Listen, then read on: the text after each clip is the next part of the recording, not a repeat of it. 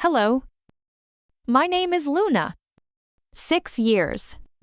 That's how long it had been since I last drove up this winding mountain road. And yet, as I turned onto the familiar gravel driveway of my parents' home nestled in the aspen trees of Colorado, it felt like I'd never left, and like I never truly belonged. My hands tightened around the steering wheel as I pulled in front of the house. Nothing had changed. The same red-painted shutters, the same hand-carved Hastings sign above the porch that my dad proudly installed when I was a teenager. And probably, inside, the same conversations, the same silence about me. I killed the engine and took a deep breath. The air was crisp, pure mountain oxygen tinged with pine and distance. I reached across the passenger seat and grabbed the garment bag that held the truth of who I'd become. A crisp navy blue uniform, polished brass buttons, Silver Eagle insignia gleaming with quiet power. I didn't wear it in. Not yet. Inside the house, the sound of laughter floated from the kitchen. Accompanied by the aroma of rosemary chicken and baked potatoes, my mom's go-to for family dinners. I paused at the front door, my heart pounding harder than it had on any battlefield. Then, I pushed it open. Luna, my mother's voice, called, casual as if I'd returned from a weekend away. Not 6 years of deployments, global operations, and cyber warfare. Hi. Mom, I said, forcing a smile as I stepped inside. The house was a time capsule, same floral wallpaper, same framed picture of my brother Ethan in his college graduation cap right by the stairs. Not a single photo of me in uniform. Not one newspaper clipping from the promotions. Not even a mention of the work I'd done halfway across the world. Oh, good. You're here. Ethan just called. He and Amanda are on their way. They just got back from Jackson Hole. You know he's been heading that new Orion Tech project with the Defense Department. Right. He's doing incredible things. I nodded. The smile on my lips fixed like a salute. That's great. My mom turned back to chopping vegetables, barely glancing in my direction. He's presenting tomorrow to Carla Monroe. The CEO is flying in from DRSNRUESNDRSC. See? For the review. It's a big deal. I opened my mouth to say, I know. I'm the reason she's flying in. I approved the visit. But the words stayed locked inside. Instead, I walked slowly up the stairs toward my old room. The wooden steps creaked in the same places they always had. My room hadn't changed either. Posters from Stanford, old track meet ribbons. Even my debate team trophies sat exactly where I'd left them. Time had moved for me. But not here. I gently placed the garment bag in the closet, behind an old homecoming dress. My colonel insignia rested in the side pocket, gleaming. Earned. And hidden? It's funny how you can climb the highest ranks, lead operations with global consequences, have generals salute you, and still feel like a forgotten daughter in your own home. 6 years ago, when I told my parents I'd accepted an ROTC scholarship and was commissioning into the Army, you'd have thought I announced I was joining a circus. Military, my father had scoffed, as if the word itself offended his business sensibilities. You're too smart for that. Hastings don't wear dog tags. We sign contracts. Back then, my dad had just made VP at Orion Tech, and my brother Ethan was already interning with their R&D division. It was all so neat, so mapped out, and I'd walked off the map. They never saw it as courage. They saw it as rebellion. I sat on the edge of my old bed, staring out the window at the snow-capped mountains in the distance. Somewhere up there, beyond the clouds. I'd flown in Black Hawks, led digital security strike teams, briefed Pentagon officials, but in this house, I was still the girl who ran away from the plan. Downstairs, I heard the front door swing open and Ethan's voice boom through the house. "Hey." Family who's ready for some good news, I stood, straightened my shoulders, and took one last look in the mirror. No uniform yet. Tonight, I would be Luna, the daughter, the quiet one, the afterthought, but tomorrow, I would be Colonel Luna Hastings' Pentagon liaison to the very defense contract my father and brother were bragging about. The same contract they thought was the crown jewel of their legacy. Little did they know, I held the key to it all. And for the first time in my life, I wouldn't need to say a word to be heard. The dining room smelled like rosemary, white wine, and decades of unspoken expectations. I sat at the long oak table, the one where we'd celebrated every Thanksgiving, birthday, and family announcement. Tonight, it was Ethan's turn to be celebrated again. My mom had outdone herself, plating everything like it was going to be photographed for a gourmet magazine. The china was out. So were the crystal glasses? Everything was perfect except the silence that grew heavier every time I opened my mouth. Ethan, of course, was in his element. And then Carla told me directly, she said she was impressed with my leadership style and that the department could use more of that energy. Mom beamed as she passed the asparagus. That's what I always tell people. Ethan just has that natural executive presence. Ethan's wife Amanda nodded in agreement. He's a born leader. You should have seen him in the boardroom last week, completely in command. It was like watching a movie. Wish I could have seen that, I said, offering a polite smile. My father chuckled.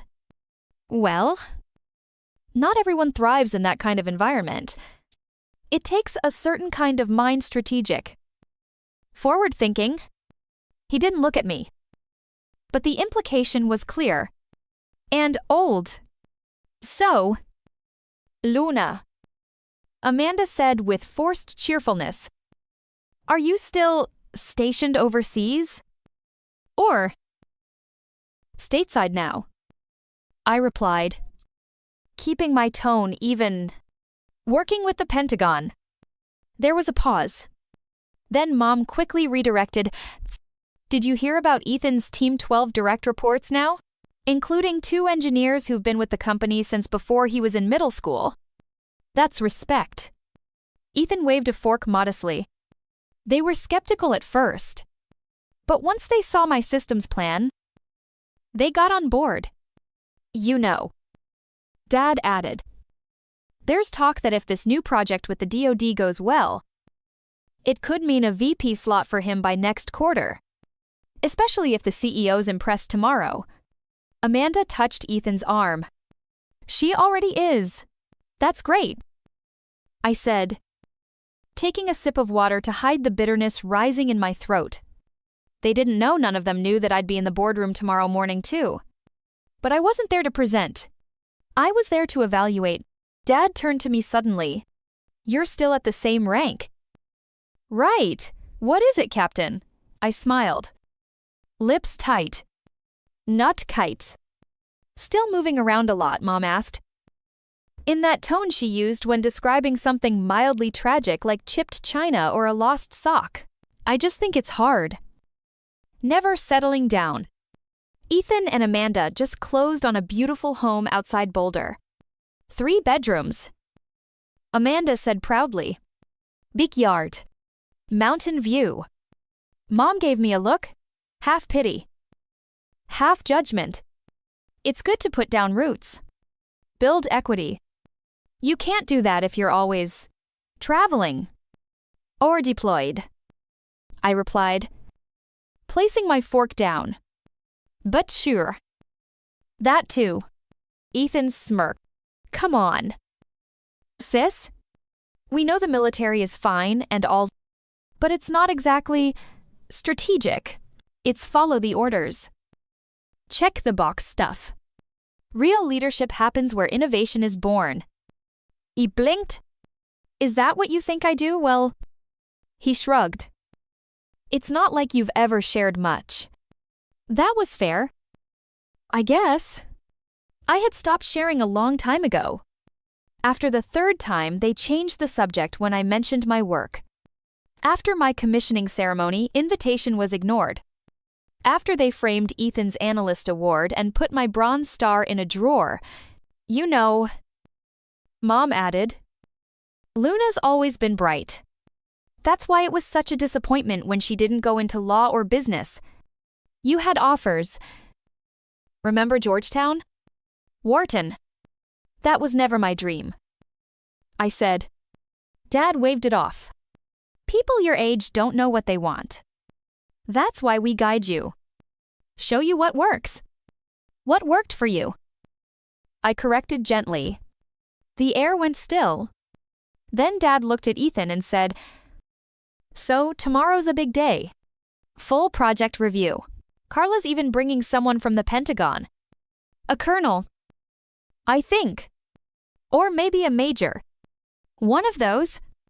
I bit the inside of my cheek. Should be interesting. Oh.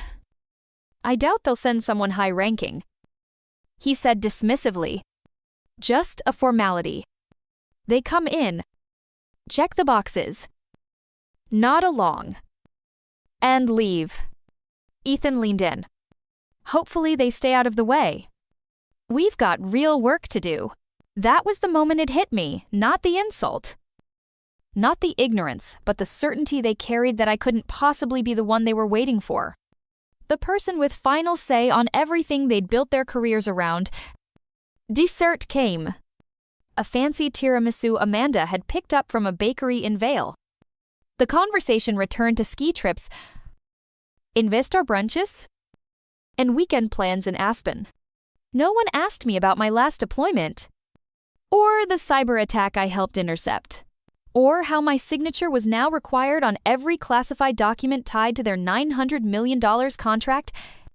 But that was fine, because tomorrow, they wouldn't need to ask. They would see. The house was silent now. The kind of silence that hums, that presses in around you and fills your lungs like fog.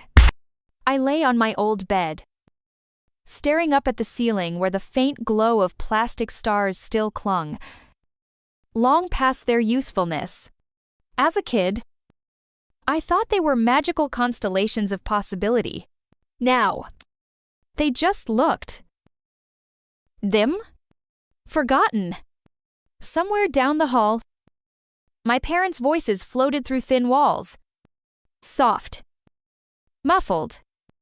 Familiar. She really could have done anything.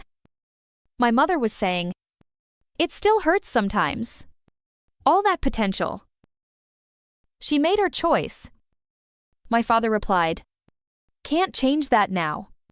We did what we could. I closed my eyes. 6 years of silence. Duty. Deployments. Of doing everything I could to make a difference. 6 years of phone calls returned with polite indifference. Of medals sent home in envelopes. Of holiday care packages that never arrived. And still, I had hoped this trip home might be different. I sat up, swung my feet to the floor, and walked to the closet. The garment bag was still there, tucked behind a faded Letterman jacket from high school. I unzipped it slowly. Reverently. The fabric of the uniform was stiff with starch. Its navy blue deep and quiet. The ribbons gleamed in the low light.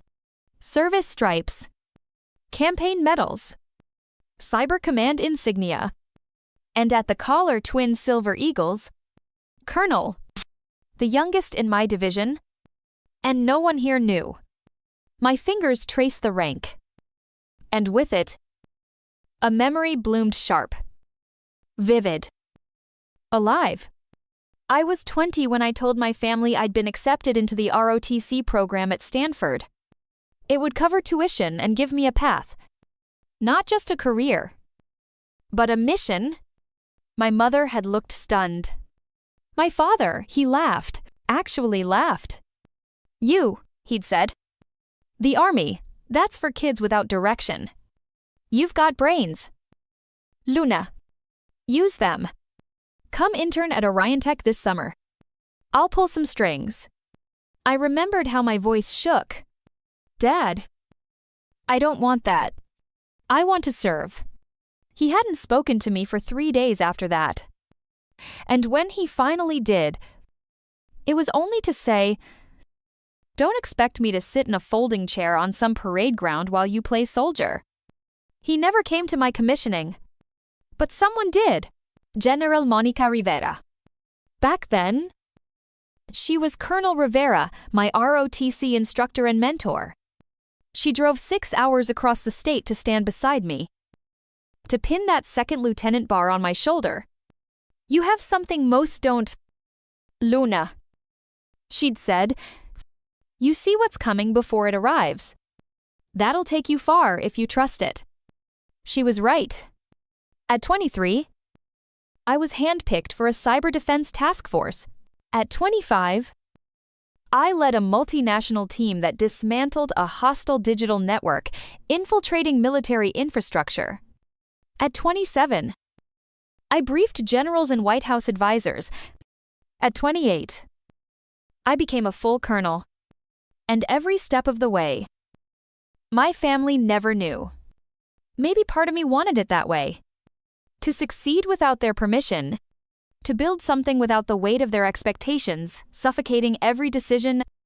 Still, the child in me had wanted them to see. To carry, I walked to the desk by the window. On it, an old photo, me and Ethan at age 10 and 12. Wearing ski goggles and crooked grins. Back before the comparisons started. Back before I was the creative one. And he was the leader. He'd always known how to play the game. Dress the part. Say the right things. And me, I learned how to fight in ways he'd never understand. I looked down at my uniform again. Suddenly, unsure. Would tomorrow feel like vindication? Or war? Was this about proving something to them? Back to myself, or was it about duty? Because despite everything, I wasn't here for revenge. I was here because the project they were working on, the one that could change the future of national defense, needed to be done right. And I was the one they'd trusted to oversee it. It wasn't about being seen. It was about doing the job. Still, when I walked into that conference room tomorrow, and they finally saw the truth who I had become, I couldn't pretend it wouldn't matter.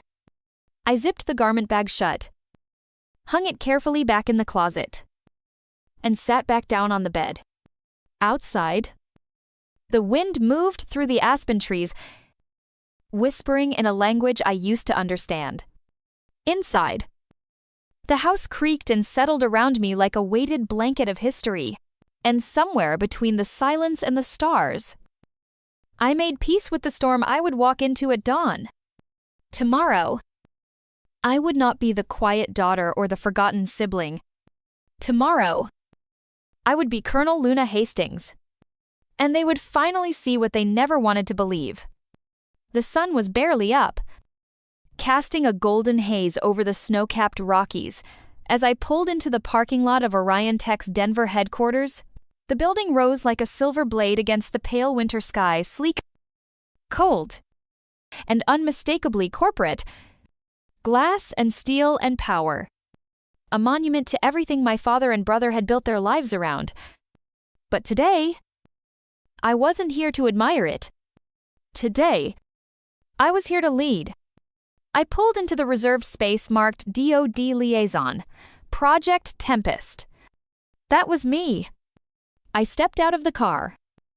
The bitter morning air slicing across my face, my uniform was perfect pressed. Sharp, adorned with every hard-earned ribbon and insignia. Twin silver eagles glinted at my collar. Silent proof of everything they'd refused to see. I didn't hesitate as I walked toward the front entrance. The security guards at the glass doors straightened immediately. One of them, young, Maybe 22, blinked hard when he saw my rank. Good morning, Colonel, he said, holding the door. Can I see your ID? I handed him my credentials. He glanced down, eyes widening slightly. Colonel Luna Hastings, Pentagon Liaison for Tempest Systems Integration. Ma'am. Welcome. Thank you. Corporal. I know the way.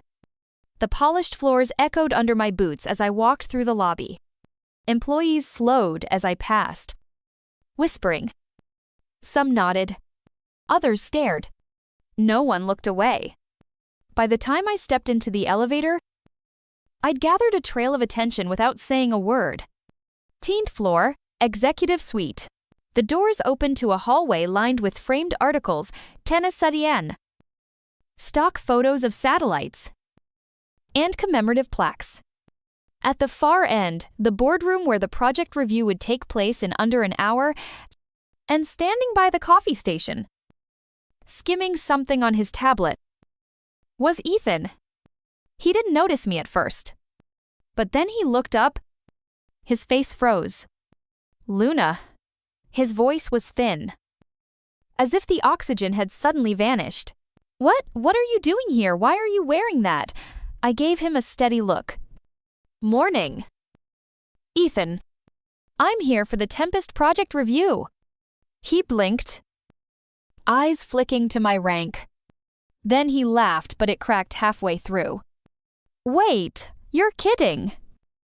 Right. Are you just visiting? I didn't respond. He stepped closer, his voice lowering.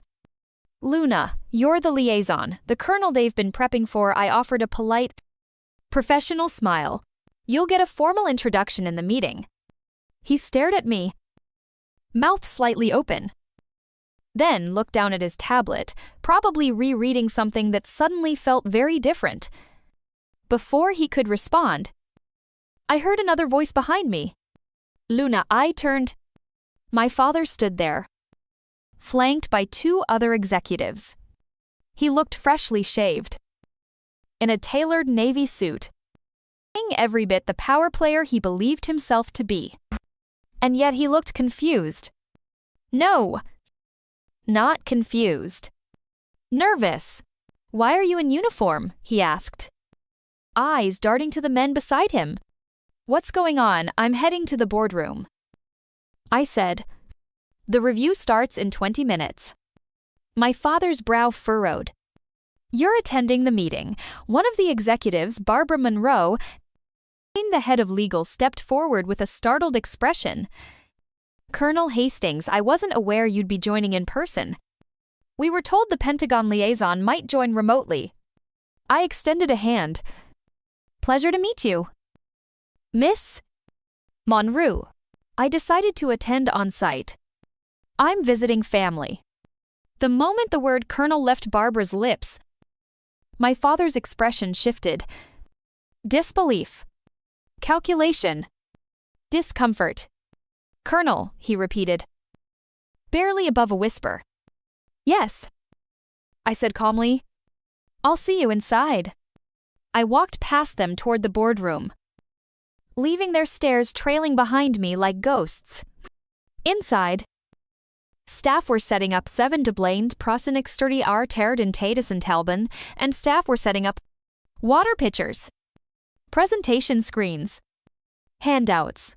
The seat at the head of the table was marked DoD Liaison, C. Ed. Hastings. I took my seat, unbothered. Unapologetics. Within minutes, the room began to fill. Project managers, engineers, fellow directors. Some greeted me with respect, others with surprise. Whispers circled like wind through tall grass. Then, the door opened. Carla Monroe, the CEO of Orion Tech, walked in. She was powerful, poised, and perceptive, exactly the kind of woman who noticed everything. Her eyes scanned the room. And when they found me, her face lit up. Well, she said, smiling warmly. This is a surprise. She walked straight to me and extended a hand. Colonel Hastings. I wasn't expecting you in person, but I'm glad you're here. It'll make the review more productive. I stood and shook her hand firmly. Thought it'd be good to be here myself? This project is too important. She nodded, then turned to the room. For anyone not yet aware, this is Colonel Luna Hastings. She is the Pentagon's primary liaison for Project Tempest and has full authority on all defense-related specifications, implementation timelines, and budget oversight. I didn't need to look across the room to feel my father's reaction or my brother's, but I did. Both of them sat frozen, mouths slightly parted.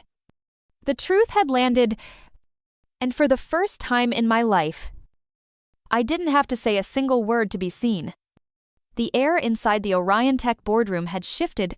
Gone was the casual confidence, the usual rhythm of a corporate meeting.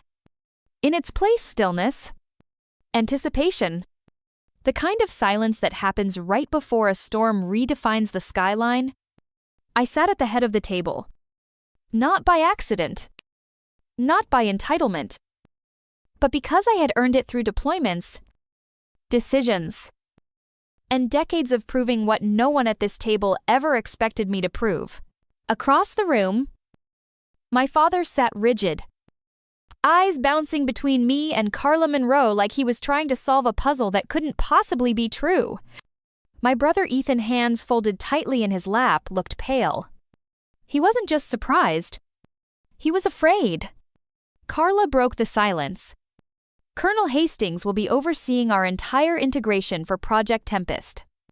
This includes security protocols, personnel, evaluation, compliance metrics, and all liaison duties with the Department of Defense. She looked to me, inviting me to begin. I stood.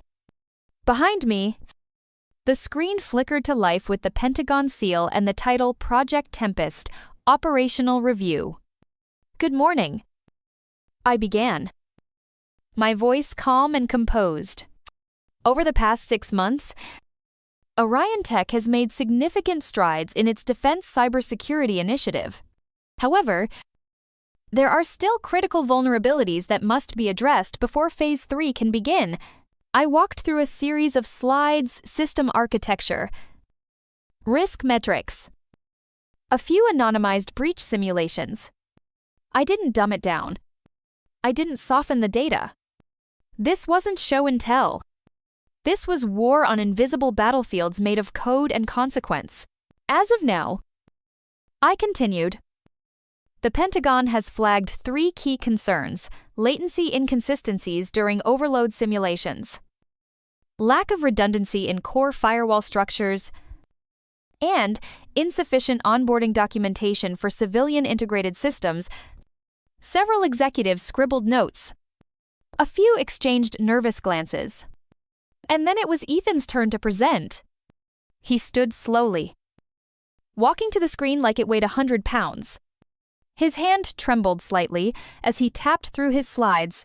As team lead for user interface systems, he began, we've streamlined the Tempest interface for both field command and intelligence coordination. He tried to project confidence, but I could see it unraveling. The words weren't landing. Not with me sitting at the end of the table. Silver eagles catching the light. Halfway through his presentation, I raised my hand slightly. Ethan, I said, your UI proposal references Tier Cox encryption methods. But the integration platform is operating on Tier 3 threat protocols. How do you plan to reconcile the difference? His mouth opened, closed. Well, the team assumed we'd maintain Tier 2 for now and scale later once the infrastructure you assumed. I said, not unkindly. But that contradicts the threat modeling we reviewed with Joint Cyber Command last quarter. Protocol dictates full Tier 3 alignment in Phase 3. Were you aware of that? He swallowed hard. I must have missed that in the last update. I nodded once. Please revise the framework and submit a corrected draft by end of week. He gave a stiff nod and stepped back from the screen. And just like that, the illusion cracked. Not because I embarrassed him. Not because I challenged him. But because the room finally understood that I wasn't just here to wear the uniform. I was here to lead. My father hadn't said a word since the meeting began. But I could feel him staring, watching me not as a daughter or a deviation from his plan, but as a professional who outranked every single person at this table, including him. Carla leaned forward after the last team finished presenting. Thank you, everyone. Colonel Hastings. Any final remarks? I stood again. Project Tempest represents a $900 million defense initiative. The systems developed here will protect critical infrastructure, global intelligence networks, and ultimately, American lives. I will be conducting personnel evaluations, site inspections, and threat simulation reviews over the next 48 hours. Full transparency and cooperation are expected. I paused, letting the weight of it land.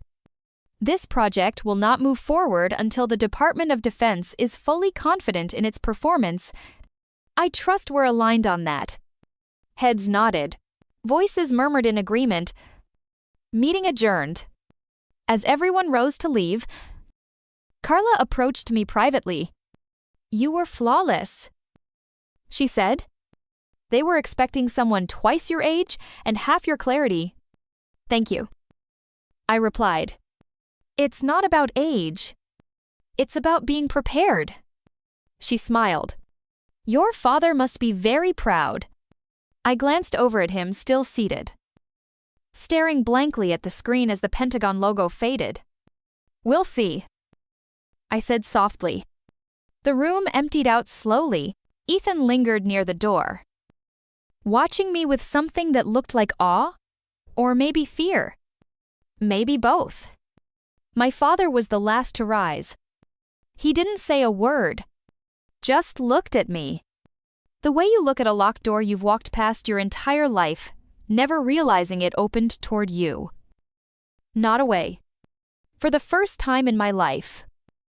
I didn't chase his approval. He could catch up. Or not. Either way, I wasn't the daughter who needed to be explained anymore. I was Colonel Luna Hastings, and they had just seen why. That night, the house was quieter than usual. Too quiet. Not the kind of silence that comforts, but the kind that echoes, the kind that makes every footstep sound like a confession. I stood at the kitchen sink, rinsing out a glass, trying not to replay the entire boardroom scene in my mind, but it kept looping the stunned look in Ethan's eyes. The way my father didn't speak.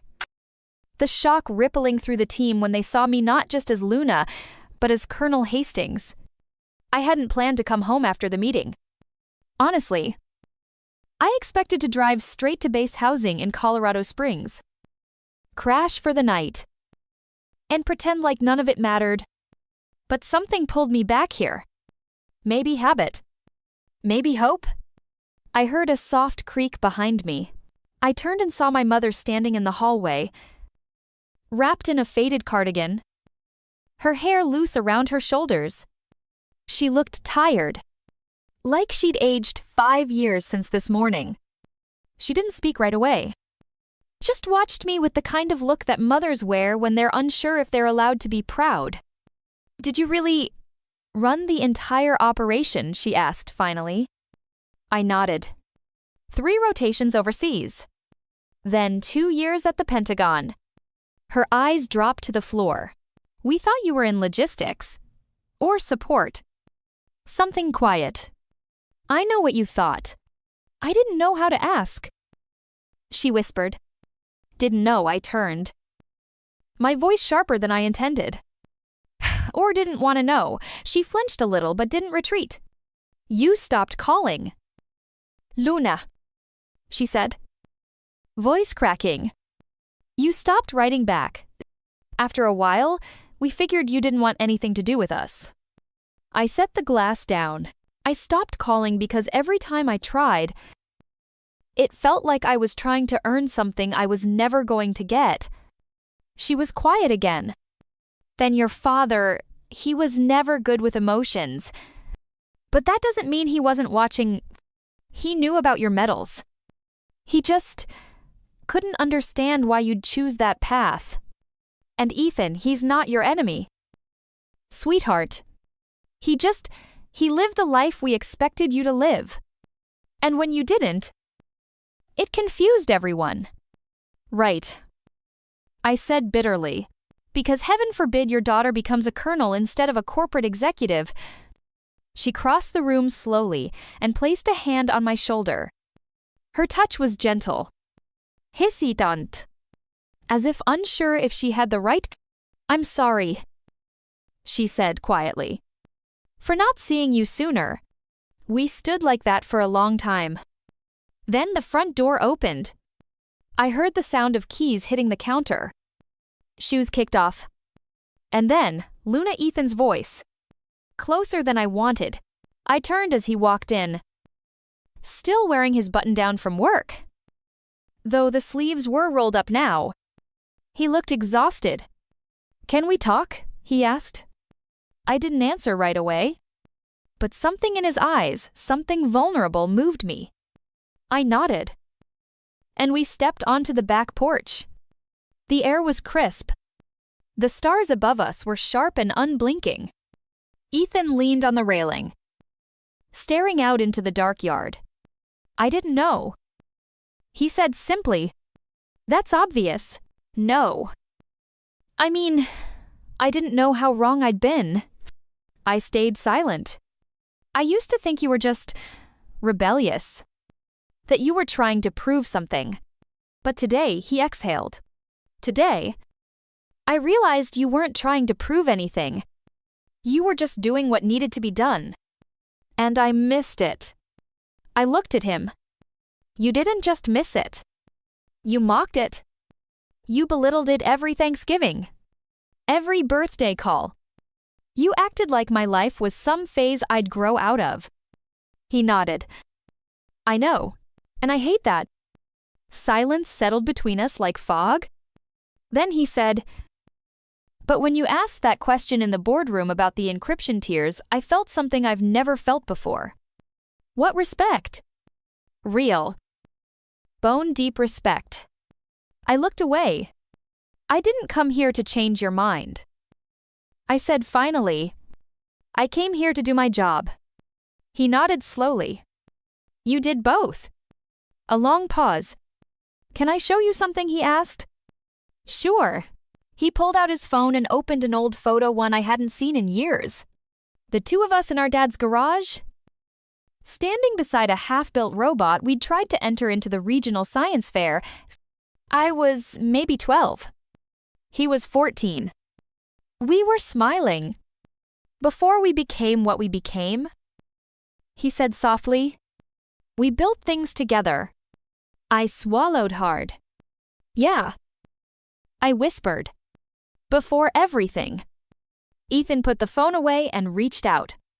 I hesitated, then took his hand. And in that quiet, midnight moment, something small and heavy inside me began to lift. Not forgiveness. Not yet. But maybe the beginning of something better. 3 days after the boardroom meeting, my phone rang while I was watching the sunrise from my old bedroom window. I didn't recognize the number. But I answered anyway, muscle memory from years of never knowing when a call might mean life or death. Colonel Hastings, a calmed, pussy's voice asked. This is General Marcus Lee. I'm calling from the Pentagon. My spine straightened. I knew the name. Yes. See ya. We've reviewed your Tempest report and the simulation results. Your leadership and clarity during the Orion Tech oversight have been noted at the highest level. I'm authorized to offer you a new post, Director of Strategic Defense Innovation. You'd be heading a joint task force overseeing civilian military tech integration on a global scale. I didn't speak right away. Full relocation to D. C. He continued. Top-level clearance. Full operational autonomy. And the timeline, I asked? 2 weeks. We'd like you to begin onboarding next Monday. The call ended with polite congratulations, a digital packet to be emailed within the hour, and a familiar weight pressing against my chest. Director of Strategic Defense. It was everything I had worked toward, whether I admitted it or not. And yet, I didn't move. Instead, I sat back and looked out the window again. Below, the neighborhood was still waking up. The dog next door barked twice, chasing a squirrel. Sprinklers ticked to life on the Harris lawn. A paperboy coasted down the sidewalk like he was the only one who understood the rhythm of morning. Everything was normal. And yet nothing was. I walked downstairs to find my mother at the stove, humming to herself. The smell of eggs and coffee drifted through the air. Angst. How eggs and coffee drifted through the air. A week ago, we hadn't spoken more than 2 words in years. Now, we had a kind of fragile truce. A beginning. The kind of healing that doesn't shout, but hums softly in the corner of the room. You want toast? She asked. Not looking up. He hesitated. Actually, can we talk? She glanced at me. Her face softened. Of course. I told her about the offer. About D. C. About the weight of everything it would mean. She didn't flinch. She didn't cry. She just listened. Finally, she said, You've earned it. Don't let us hold you back. I nodded. But the knot in my chest didn't loosen. Later that afternoon, I found Ethan in the garage of all places tinkering with an old drone we'd built as teens. He looked up, eyebrows raised. Did I miss a briefing? I smiled. I got an offer. His hands paused over the circuit board. The big one, bigger. They want me to lead a new national program. Global oversight. He whistled low. Dumb. That's massive. Yeah. He stared at me for a moment, then said something I wasn't expecting. Would it make you happy? I blinked. What? Would it make you happy? Not just proud. Not just accomplished. Actually happy I didn't answer right away. Because I didn't know. For most of my adult life, happiness had been a background noise. Achievement, sure. Discipline every day. Purpose, absolutely. But happiness, it had always felt like something optional. Like extra credit in a life built for necessity? You don't have to answer now. Ethan said. But maybe you should ask yourself before you say yes. That night, I lay awake staring at the ceiling of my childhood room. The glow-in-the-dark stars I'd stuck up there in 6th grade were still faintly visible. Tiny constellations of a girl who once wanted to be an astronaut. A novelist. A builder of things. I thought of all the nights I'd imagined making it out. Becoming something bigger than this quiet little street. And I had, but now, after everything after the reveal, the respect, the apologies, I found myself wondering, had I left too much behind to ever come back, or had I come home just in time the next morning? I sent the general a message. Subject: Strategic Defense Position General Lee. Thank you for the honor and the offer. I would like to request a short delay before giving my formal response. I have personal matters to consider that directly affect the integrity with which I would serve. I hope you'll understand. Respectfully. Cole. Luna Hastings. And then, for the first time in years, I took a walk around my old block with nothing in my hands. No phone. No agenda. No urgency. Just breath. Just space. Just. To me, it started with a coffee run. I needed a break from the house, the questions, the silence, even the tentative warmth. I needed a space that didn't come with memories stapled to every corner. So I drove to a cafe on Main Street, one that hadn't existed when I was a teenager, but somehow felt familiar anyway. Wooden floors, exposed brick, quiet jazz playing in the background, the kind of place that made you feel like time paused when you walked in. I was waiting for my Americano when I heard a voice behind me. Soft, curious. Luna Hastings. I turned. And there he was. Alex Rivera. The boy who once sat 2 rows behind me in AP Calculus. The one who handed me his hoodie after my science fair project exploded all over my shirt.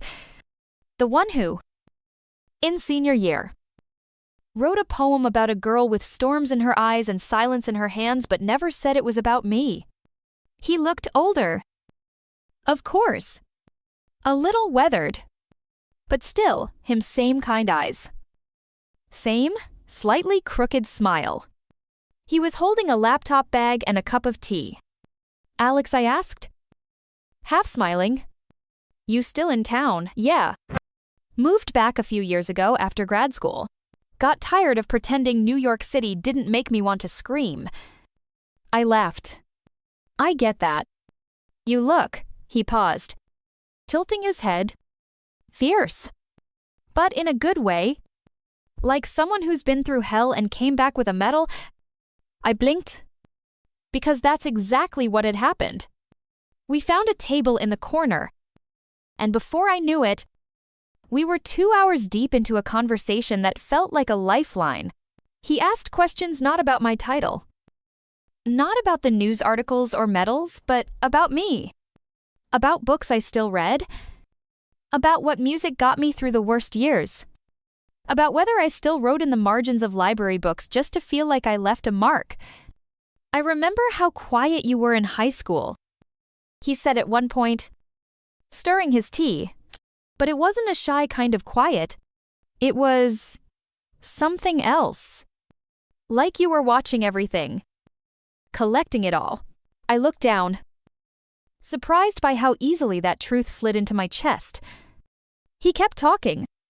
Do you remember that time I saw you in the library during senior year? You had those brochures, Air Force? West Point.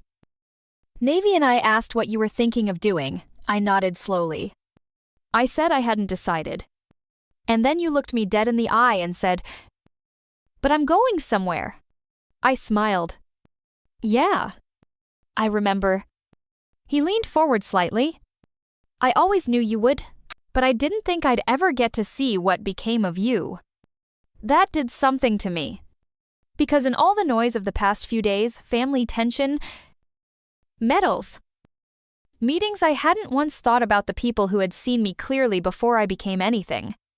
Everyone in my family thought I was rebelling. I said quietly, but I wasn't. I was just trying to become myself without asking for permission. Alex nodded, his gaze warm. And you did. You became the storm and the silence. There was a pause. Then he added, almost shyly, and now you're back. Even if just for a minute, I'm not sure if I'm staying. I admitted. There's an offer on the table. A big one. Bigger than being understood, he asked. I looked at him. That question landed like a pebble in a still lake. Small. Quiet, but with ripples that reached every corner of my chest. I didn't answer. Not yet. Instead, I asked, are you still writing? He smiled. Every day. Mostly for me. But sometimes I write letters I'll never send. To who? He shrugged. People I miss. People I lost. People who never knew how much they mattered. My heart caught in my throat. Ever write one to me? He didn't answer. But I saw it in his eyes. We stayed a while longer talking. Sipping. Breathing. And when we finally said goodbye, he didn't ask for my number. He just said, whatever choice you make sure it's yours. Not theirs. Not mine. Yours. I nodded. My throat tight. Back in the car, I sat with my coffee growing cold in the cup holder. Alex had seen me before the medals, before the rank, before the headlines, and now. He saw me again. Not as Colonel Hastings, just as Luna. And somehow, that felt more powerful than any uniform I'd ever worn. I found him in the backyard, right where I expected he'd be kneeling beside the rose bushes, clipping away dead stems with the same precision he used to apply to ledgers and contracts. He didn't look up when I walked out. Just said, "You always liked the red ones best." I stood there for a moment, watching his back, unsure if this was his version of an olive branch or a deflection. Maybe both. "I did," I replied softly. "Because they bled." He chuckled. "It was short, but real. You always had a dramatic streak." "No, Dad. I just noticed things." He placed the clippers on the brick edge of the garden and sat back on his heels, finally looking at me, his eyes blue-gray. The same color as mine were tired, not just from age, but from years of unspoken things pressing down on both of us. "You've been busy," he said, as if that were enough to cover 2 decades of distance. "I have, Colonel," he added. "That's what they call you now?" I shrugged. "It's what I earned." He nodded. "I saw the press release. Read the DoD memo someone posted online. Strategic Defense Innovation. That's impressive." "Is it?" He looked up at me. "Why wouldn't it be? Because you've spent most of my life making it clear you didn't understand me. Or worse, didn't try to." He stood then. Slowly. Stiffly. "I understood you just fine, Luna. I just didn't agree with your choices. And so you erased me from the picture. I didn't erase you. I distanced it." "Same thing," I said. The silence between us sharpened. Then he sighed. "You have to understand. I come from a time when success looked like predictability, safety, a corner office, a clean resume. No risks. Your mother and I, we were terrified. You were 18 and signing up for something we couldn't control. You didn't even say goodbye that first time. Just left a note. Because I knew you wouldn't stop me." "You're right. I wouldn't have. But I also wouldn't have understood how to love you through it." I swallowed. "You could have tried." He didn't respond right away. Then I didn't know how to love a child I couldn't protect. That stopped me. Because, beneath the anger, the resentment, the years of cold distance, that sentence held a trembling truth. He hadn't rejected me because he didn't care. He'd pulled away because he did. Too much. "I needed you to be proud," I whispered. "I was." He said. "I am?" "No.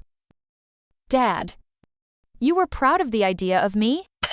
The version who followed rules because in Mary Sin-Etter. The version who joined Ethan in the family firm.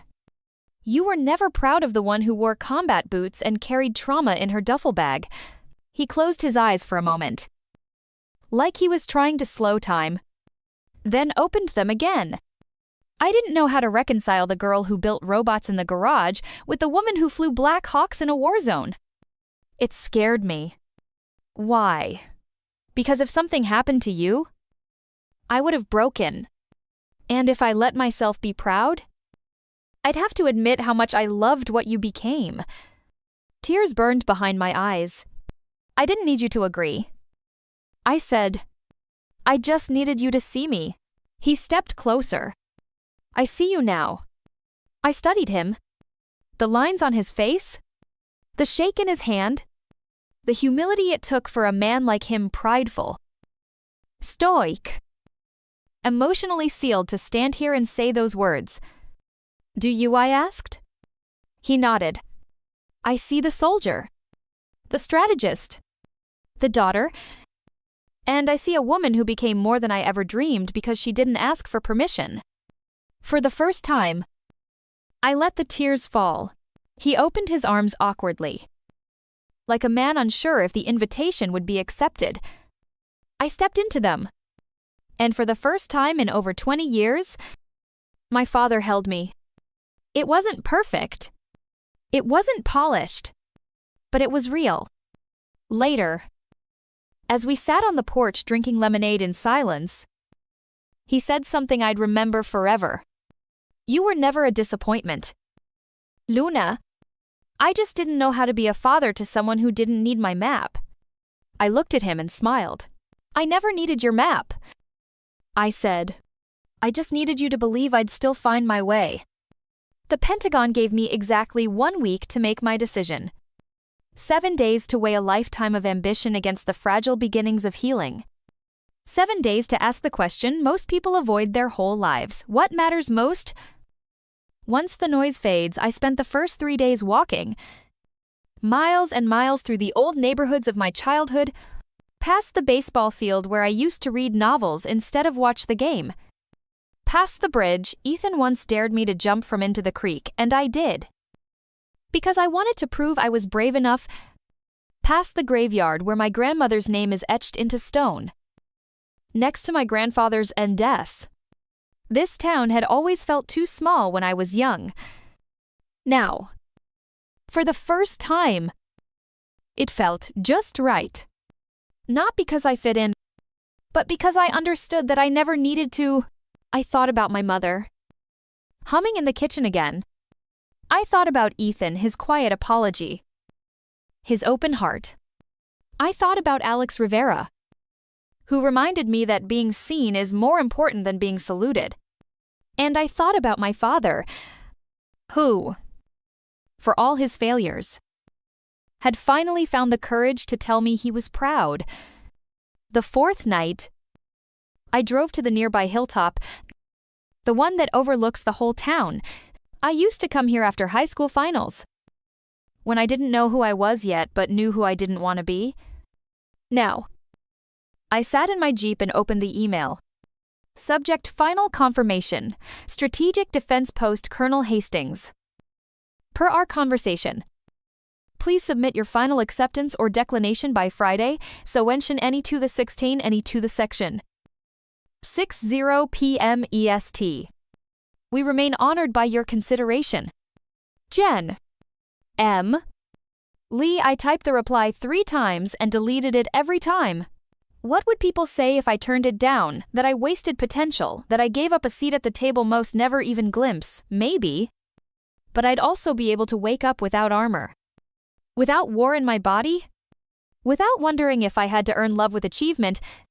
So, I closed the laptop, and on the 5th day, I wrote a different email to a small veterans nonprofit in Colorado that was starting an educational program for young girls interested in STEM and service. I offered to volunteer. On the 6th day, I walked into the garage, pulled the old drone kit off the shelf, and started rebuilding it soldering wire, correcting old errors, making it fly again. I thought about bringing it to the local high school robotics club and offering to mentor, and on the 7th day, I sent my final reply to the Pentagon Subject Strategic Defense Role General Lee. Thank you for your trust and your recognition. After long reflection, I have decided to respectfully decline the position. I believe my leadership is needed in different spaces now, places where healing, mentorship, and human connection are the mission. With gratitude, Cole. Luna Hastings Rhett. Then I signed it and exhaled. For the first time in years, I felt whole. Not because I reached the top, but because I chose what mattered most. That weekend, I stood in front of 25 teenage girls in a rec center, explaining how a drone works, how physics bends, and how one brave decision can change everything. I didn't wear my uniform, but I still stood tall. They asked about the military. They asked if I'd ever been scared. And I told them the truth. I've faced 1,000 dangers, I said. But the bravest thing I ever did was come home. Not just to a place, but to myself. And when one girl raised her hand and asked, "Do you ever wish you'd stayed in Washington?" I smiled and said no. Because power is nothing if you can't use it to lift someone else. This is my story. I didn't win by rising above everyone. I won by remembering who I was. Even when the world forgot. My name is Luna Hastings. And this is what victory looks like when you write your own definition.